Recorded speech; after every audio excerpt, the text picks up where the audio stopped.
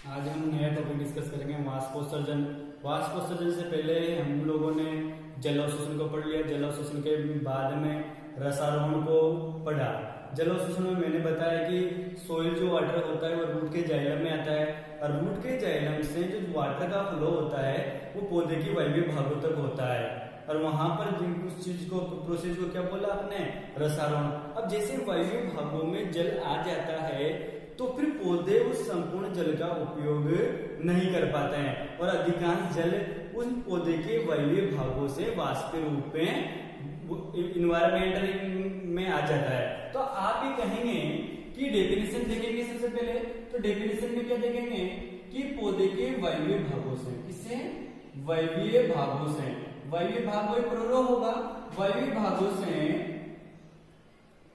जल का वाष्प के रूप में बाहर निकलना। देखो जल का वाष्प के रूप में बाहर निकलेगा, ध्यान रखना, ये वाष्प को अंडरलाइन कर देता हूं मैं। जल का वाष्प के रूप में बाहर निकलना ही क्या कहलाएगा, वाष्पोत्सर्जन कहलाता है। नाम से लग रहा है वाष्प उत्सर्जन होगा, वाष्प का कहां से होगा, वायवीय भागों से। तो प्रोसेस क्या कहलाया, वाष्पोत्सर्जन कहलाया।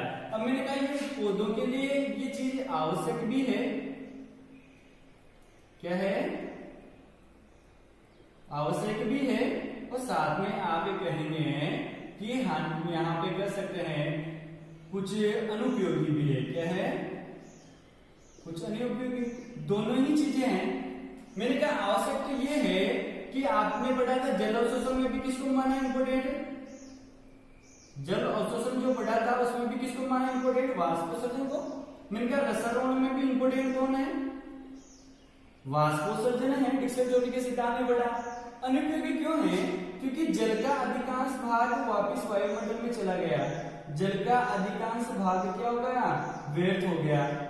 तो यहाँ पे जल का अधिकांश भाग क्या हो गया, वापस वाष्प के रूप में आउट हो रहा है।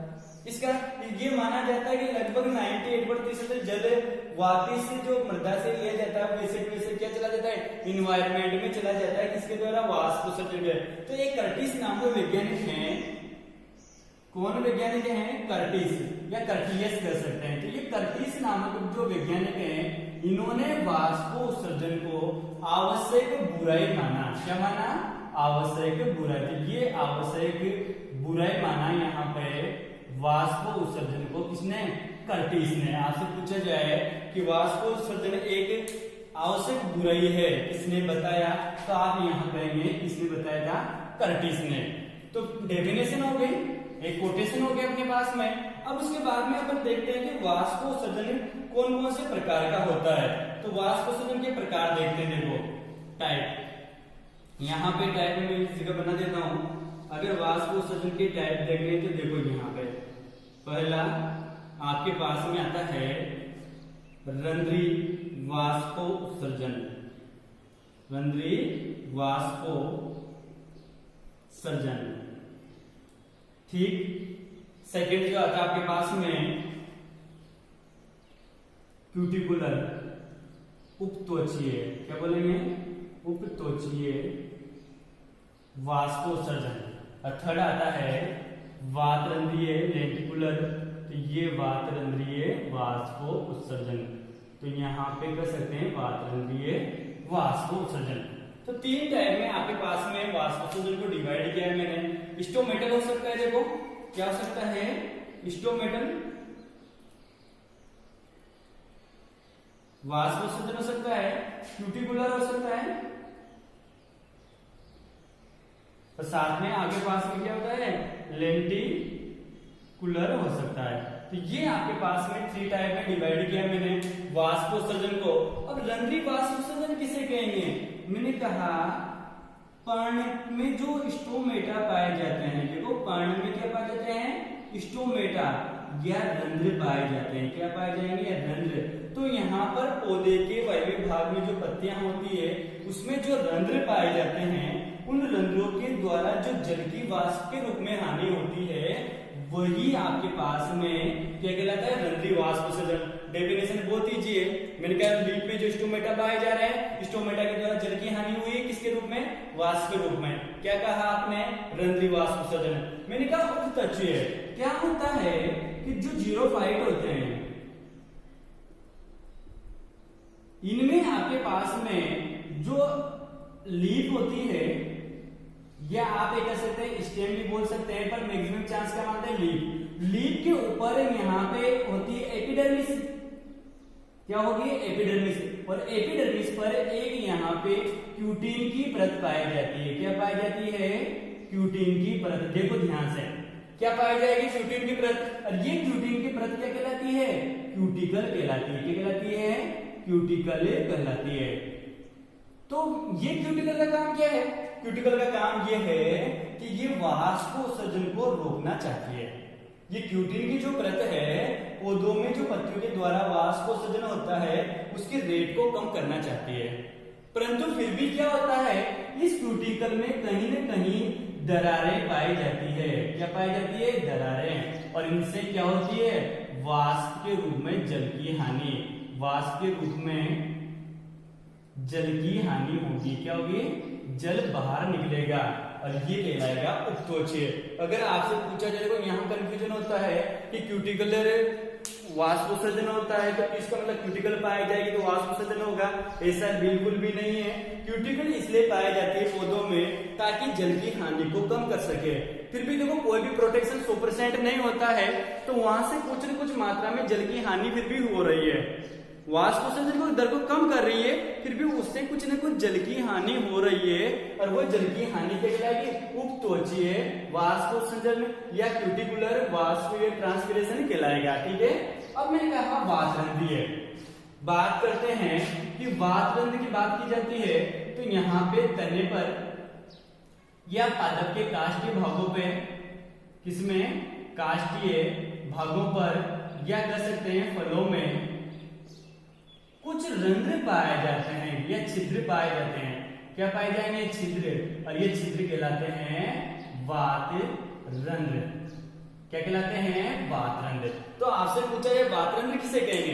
तो मैंने कहा पौधे के काष्ठीय भागों पे या तने पर या फलों पर छोटे छोटे छिद्र पाए जाते हैं, सूक्ष्म अवकाश पाए जाते हैं, उनको लेंटिकल या लेंटिसल आप कह सकते हैं, और ये कहलाएंगे वातरंध्र।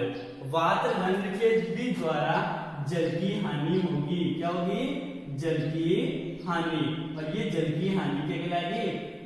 वातरंध्रीय वाष्पोत्सर्जन। इसका मतलब अपने स्पेशली किसी स्ट्रक्चर से वाष्पोत्सर्जन होता है, उसके आधार पे अपने 3 भागों में डिवाइड। मैंने कहा रंध्र से हो तो रंध्री, मैंने कहा क्यूटिकल से हो तो क्यूटिकुलर, मैंने कहा वातरंध्र से हो तो वातरंध्रीय। मैंने कहा ये दोनों चीजें रंध्री और उपत्वचीय सामान्यतः किसमें होते हैं? पर्ण से संबंधित है। किससे संबंधित है? पर्ण। और पर्ण से होने वाला संपूर्ण वाष्पोत्सर्जन पर्णिल वाष्पोत्सर्जन, या कह सकते हैं फोलियर वाष्पोत्सर्जन कहलाएगा। तो आपसे पूछा जाए कि फोलियर वाष्पोत्सर्जन किसे कहेंगे, तो पर्ण के द्वारा होने वाली वाष्प के रूप में जल की हानि क्या कहलाती है? फोलियर वाष्पोत्सर्जन या पर्णिल वाष्पोत्सर्जन कहलाती है। अब मैंने कहा इनका प्रतिशत देख लेते हैं। रंध्री की बात की जाती तो 80 से 90% जल की हानि या वाष्पोत्सर्जन किससे होता है? स्टोमेटा के द्वारा। तो मैक्सिमम किससे होता है? स्टोमेटा के द्वारा। इसके बाद में क्यूटिकल की बात की जाती है तो यहाँ पे कहेंगे 10 से 20% जल की हानि किससे होती है? क्यूटिकल से होती है। अगर एग्जैक्ट की बात की जाती है तो यहाँ पे 9% और यहाँ पे क्या आता है? 90% आता है। ठीक है। तो मैंने कहा 10 से 80 से 90% क्या है? स्टोमेटल वाष्पोत्सर्जन होता है।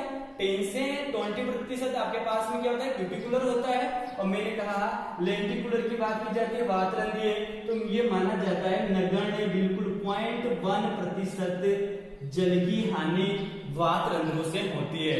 तो मिनिमम कौन सा होता है? वातरंध्रीय होता है। वातरंध्र ऐसे रंध्र हैं जो हमेशा ओपन रहते हैं, जबकि ये नॉर्मल स्टोमेटा है ये बंद भी होते हैं और ओपन भी होते हैं, दोनों चीजें रहती है। तो ये आपके पास में टाइप ऑफ स्टोमेटा है ये भी क्वेश्चन में पूछा गया है, फोलियर वाष्पोत्सर्जन किसे कहते हैं, तो आप पर्णक के द्वारा होने वाला वाष्पोत्सर्जन फोलियर कहलाएगा।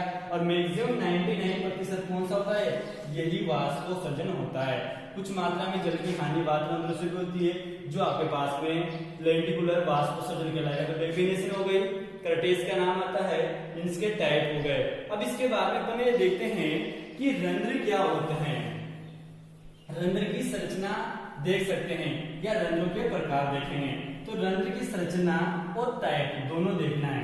सबसे पहले अपन ने क्या पढ़े थे, वाष्पोत्सर्जन के प्रकार। मैंने डायग्राम पहले ही ड्रॉ आउट कर दिया ताकि टाइम कम लगेगा वीडियो में। तो देखो यहाँ पे, यहाँ देखते हैं रंध्र स्ट्रक्चर ऑफ स्टोमेटा।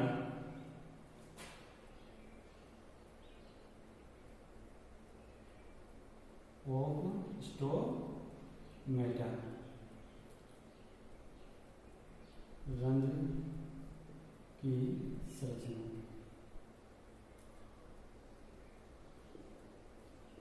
देखो ठीक है, स्टोमेटा की संरचना देखते हैं सबसे पहले।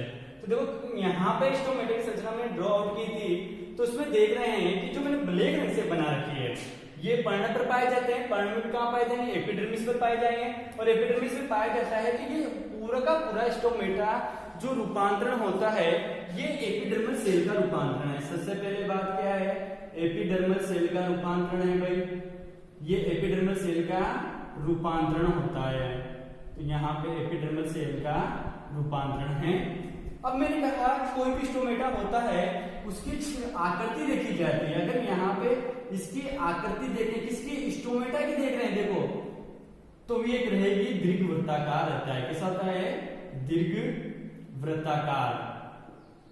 आपसे पूछा जाए स्टोमेटा की आकृति कैसी होती है, तो आप क्या बताएंगे, दीर्घवृत्ताकार। इसका मतलब पर्ण पर पाए जाने वाले दीर्घवृत्ताकार छिद्र क्या कहलाते हैं, रंध्र कहलाते हैं। अब रंध्र में दो चीजें दिखाई दे रही है। ये जो ब्लैक रंग से अंदर बना रखी है मैंने, ये कहलाती है रक्षक कोशिका। क्या कहलाती है, रक्षक कोशिका, या कह सकते हैं इसको द्वार कोशिका। क्या मानेंगे, द्वार कोशिका। रक्षक कोशिका बोलूं या द्वार कोशिका, इंग्लिश में क्या बोलेंगे, गार्ड सेल। क्या बोलेंगे, गार्ड सेल। तो ये गार्ड सेल आपके पास में है। शॉर्ट में क्या बोलेंगे, जीसी। ये वर्ड बाद में प्रयोग में लाऊंगा मैं। तो यहाँ पे रक्षक कोशिका कहेंगे इसको। क्या कहेंगे, रक्षक कोशिका। अब रक्षक कोशिका की बात करते हैं तो इनका नंबर कितना है, 2 है। द्वार कोशिकाओं की संख्या कितनी होती है रंध्रों में, 2 होती है। द्वार कोशिकाओं की संख्या कितनी है, 2 है आपके पास में। तो कोई भी रंध्र होता है वो 2 द्वार कोशिकाओं से घिरा हुआ है, 1 और 2 आपके पास में।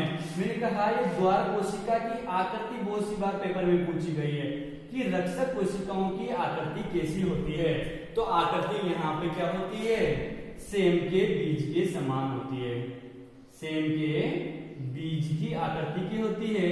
यह आप किडनी से बोल सकते हैं, तो यहाँ पे कहेंगे किडनी शेप होती है। यह आप कह सकते हैं रेडी फॉर्म होती है। तो आकृति सेम के बीज के आकार की या वृत्ताकार होती है आपके पास में, किडनी की शेप होती है आपके।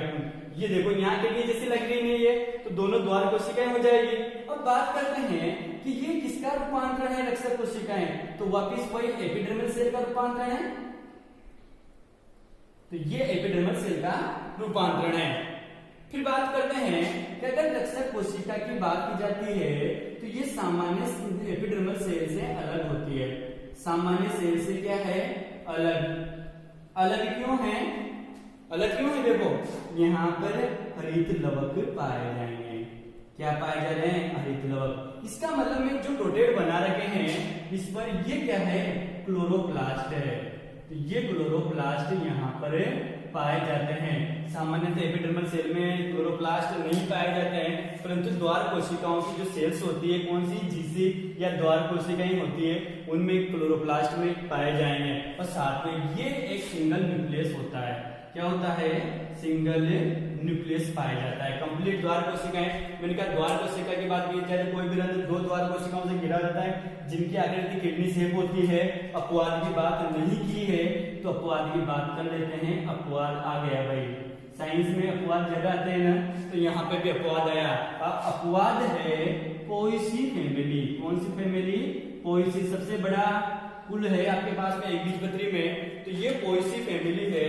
जो अपवाद है इसमें होता है डंबलाकार। कैसी होती है? डंबलाकार, डंबल शेप होती है।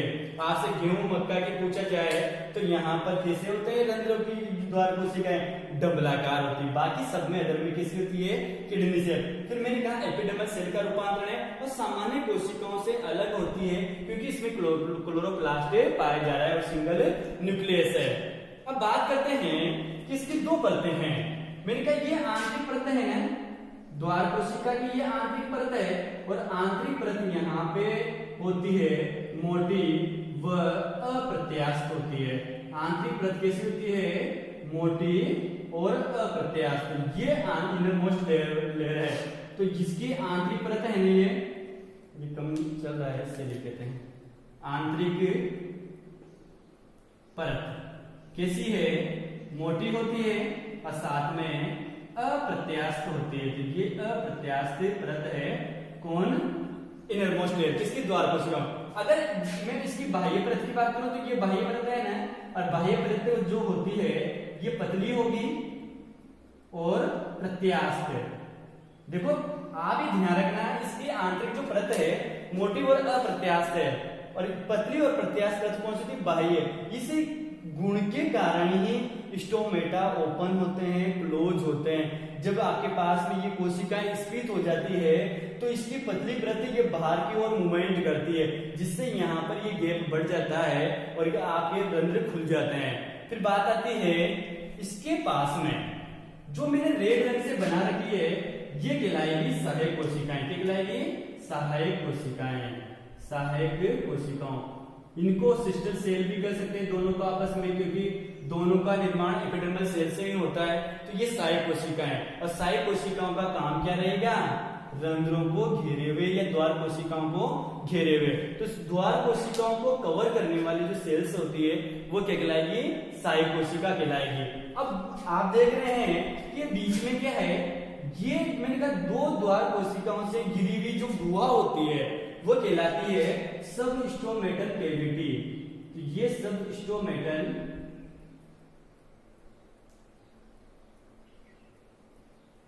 कैविटी, तो ये सब स्टोमेटल कैविटी कहलाएगी अधोरंध्री गुहा। इसमें ही जैसे यहाँ से जल बाहर निकलेगा वाष्प के रूप में, वो सब कहाँ आएगा? स्टोमेटल कैविटी में आता है। स्टोमेटल कैविटी से कहाँ आता है? वायुमंडल में बाहर भेज दिया जाता है। और सिंपल में आप कह सकते हैं स्ट्रक्चर हो जाती है रंध्र की। एपिडर्मल सेल का रूपांतरण आकार दीर्घवृत्ताकार, दो द्वार कोशिकाओं से घिरी हुई है। द्वार कोशिका को आकृति सेल के बीच के समान। अपवाद क्या है? पोएसी। मैंने कहा एपिडर्मल सेल का रूपांतरण है, सामान्य कोशिकाओं से अलग है, क्लोरोप्लास्ट पाए जा रहे हैं। फिर मैंने कहा इनकी बाह्य जो परत होती है वो मोटी, और आपके पास बाह्य आंतरिक परत जो होती है मोटी अप्रत्यास्थ होती है, और पतली और प्रत्यास्थ होती है बाह्य परत। मैंने कहा द्वार कोशिकाएं भी किससे घिरी हुई है? सहायक कोशिकाओं से।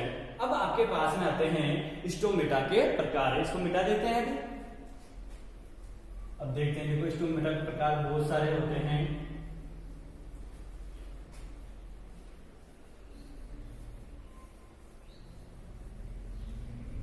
देखो स्टोमेटा के type of stomata, type of stomata. Stomata के प्रकार देखते हैं तो उससे पहले मैं एक चीज याद आ रही तो बता देता हूं तुम लोगों को। रंध्रीय सूचकांक कॉम्पिटिशन में पूछा जाता है। रंध्रीय सूचकांक, रंध्रीय सूचकांक क्या होता है? Stomatal index SI। मैंने कहा प्रति वर्ग सेंटीमीटर, यहाँ पे प्रति वर्ग सेंटीमीटर वर्ड याद रखना, वर्ग सेंटीमीटर स्क्वायर में पाए जाने वाली एपिडर्मल सेल, क्या? एपिडर्मल सेल, और साथ में स्टोमेटा की संख्या।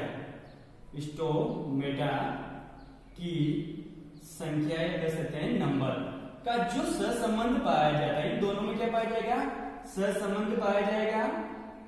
ये क्या कहलाता है? स्टोमेटल इंडेक्स कहलाता है, जिसको सेलिस बरी ने बताया था। तो ये बताया सेलिस बरी ने। किसने बताया था? सेलिस बरी। तो दोनों ही क्वेश्चन बनते हैं। पहली बात है स्टोमेटल इंडेक्स किसने बताया? सेलिस ब्री ने बताया।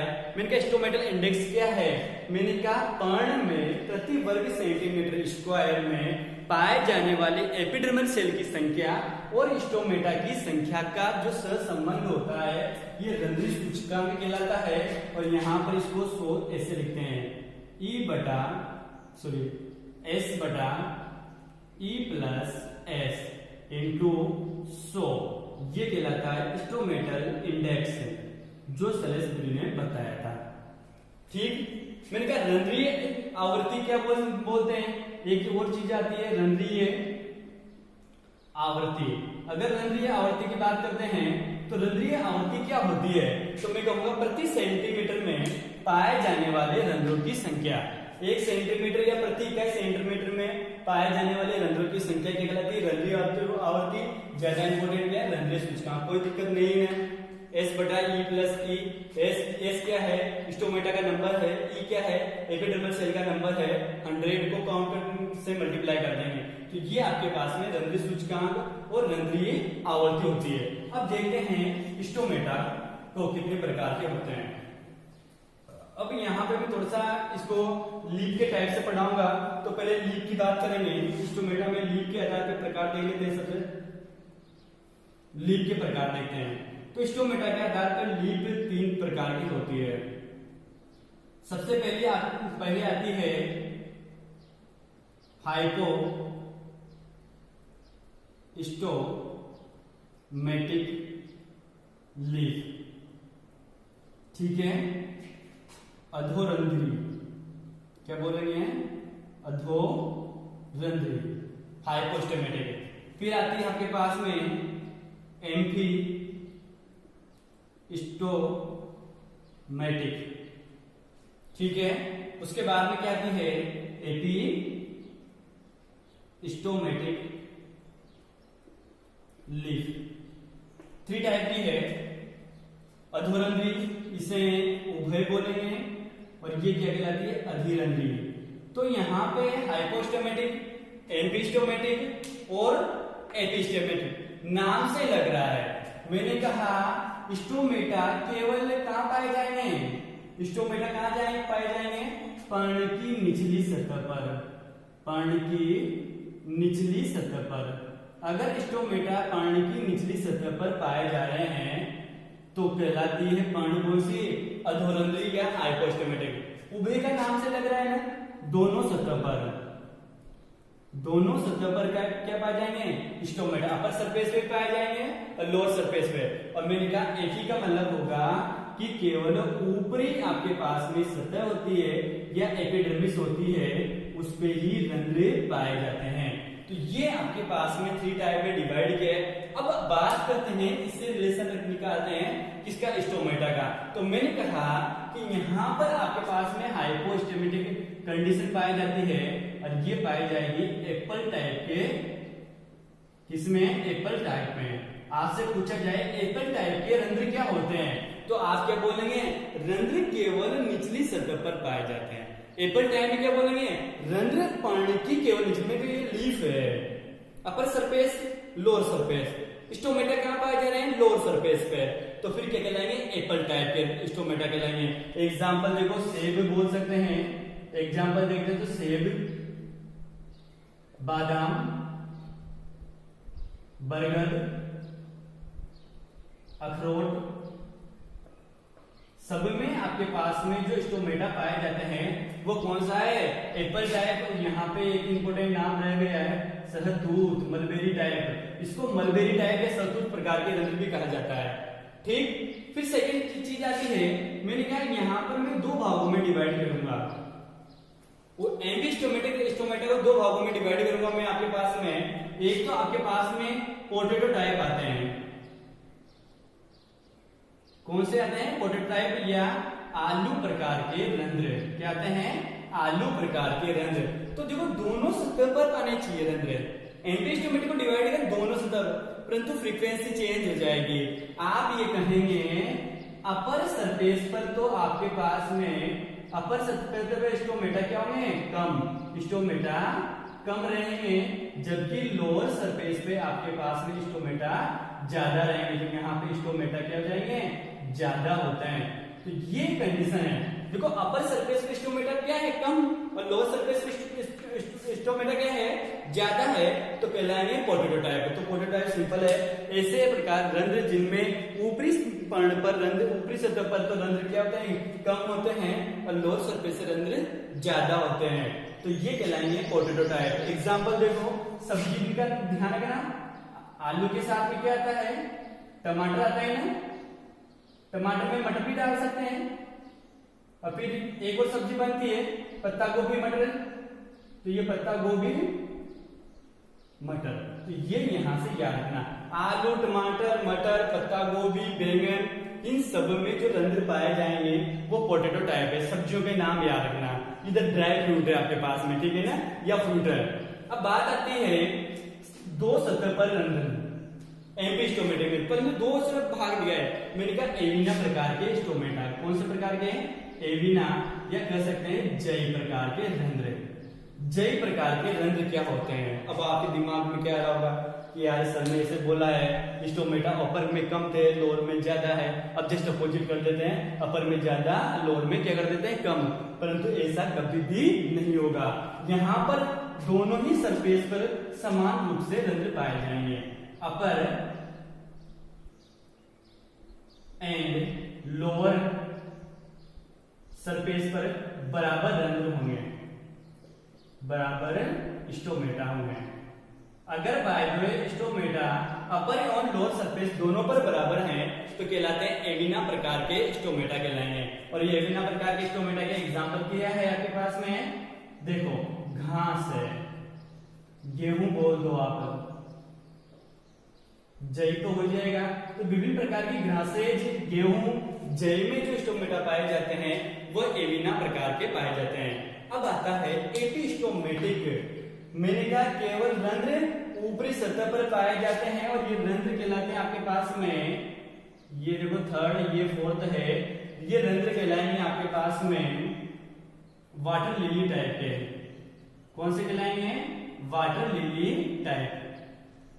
जल लिली प्रकार के रंध्र या कुमुदनी प्रकार के रंध्र कौन से होते हैं, वाटर लिली टाइप के रंध्र। मैंने कहा रंध्र निचली सतह पर नहीं है, अपर सरफेस पे रंध्र है। अब ये ऐसा कब होता है, ऐसे पौधे जिनकी पत्तियां जल की सतह पर तैर रही है। पत्तियां कहां तैर रही है, जल की सतह पे, नाम अपने आप याद आ गया होगा, कमल। क्या है, कमल, जल लिली। दोनों में रंध्र कैसे रहेंगे आपके पास में, एपिस्टोमेटिक रहेगी। तो इसकी पर्ण एपिस्टोमेटिक होती है, वाटर लिली प्रकार में क्या बोला, निचली सतह पर तो जल के संपर्क में है ना, क्या इधर रंध्र पाए जाएंगे, नहीं पाए जाएंगे, जल की सतह पे। अपर सरफेस फ्री है तो अपर सरफेस पे रंध्र पाए जाएंगे वाटर लिली टाइप में। अब एक और आता है जो इसमें लीड से नहीं निकलेगा, मैं 50 यहां डाल देता हूं, पोटेमोजिटोन प्रकार के रंध्र। क्या है, पोटेमोजिटोन टाइप के स्टोमेटा। पोटेमोजिटोन प्रकार के रंध्र क्या होते हैं, तो सबसे ज्यादा इंपोर्टेंट जो पूछा जाता है यही है। तो यहां पर ये ध्यान रखना है, इनमें नॉन फंक्शनल रंध्र पाया जाता है, अर्थात अक्रियाशील रंध्र पाया जाएगा। क्या पाया जाएगा, अक्रियाशील रंध्र पाए जाते हैं, तो उसे बोला जाता है पोटेमोजिटोन। इसका रंध्र है, फंक्शनल नहीं है, इसका मतलब वाष्पोत्सर्जन का कार्य ये रंध्र नहीं कर सकते हैं, तो कहलाएंगे पोटेमोजिटोन। एग्जाम्पल है जितने भी पौधे कौन से हैं, जल निमग्न हैं, जल निमग्न पौधे। जल निमग्न का पौधे का मतलब है ऐसे पौधे जो जल में डूबे हुए रहते हैं, उनमें जो रंध्र पाए जाएंगे वो नॉन फंक्शनल होंगे, और ये कहलाएंगे पोटेमोजिटोन। Hydrilla Vallisneria. क्या है, हाइड्रिला और या वेलिसनेरिया। तो ये हाइड्रिला और वेलिसनेरिया में जो रंध्र पाए जाते हैं वो कौन से कहलाएंगे, पोटेमोजिटोन। तो एप्पल टाइप हो गया, पोटैटो टाइप हो गया, एविना, वाटर लिली, और साथ में क्या है, पोटेमोजिटोन प्रकार के रंध्र। इस प्रकार आप रंध्रों को आसानी से समझ सकते हैं किसमें कौन से प्रकार के रंध्र पाए जा रहे हैं। अब इसके अलावा दो वर्ड आते हैं, एक आता है आपके पास में सनकेन स्टोमेटा। क्या आता है? सनकेन स्टोमेटा।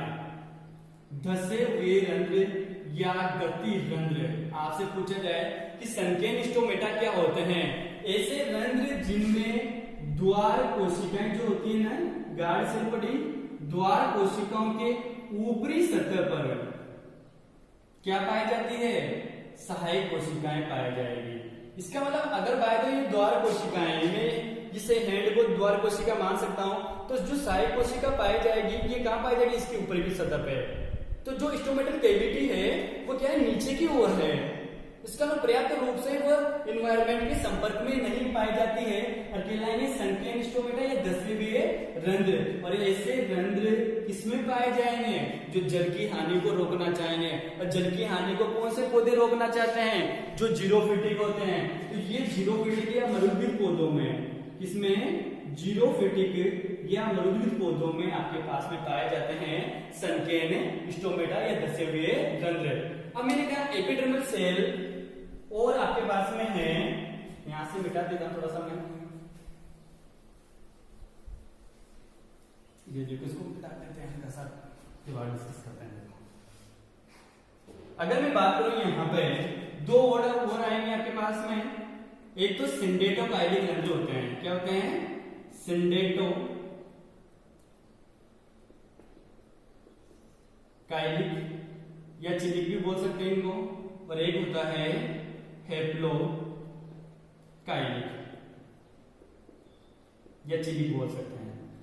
ठीक है, सिंडेटोकाइलिक या रंध्रों की बात की जाती है तो यहाँ पे जो आपके पास में जीसी द्वार कोशिका एंड सहायक कोशिका, क्या है? सहायक कोशिका, दोनों की एक ही एपिडर्मल सेल से उत्पत्ति हुई है। एपिडर्मल सेल एक ही है जिनसे अगर दोनों बनती है, जिससे भी बनती है सहायक कोशिका, दोनों का ओरिजिन किससे हुआ है? एक समान एपिडर्मल सेल से हुआ है, तो सिंडेटोकाइलिक। और मैंने कहा हेप्लोकाइलिक, मैंने कहा जीसी एंड सहायक कोशिका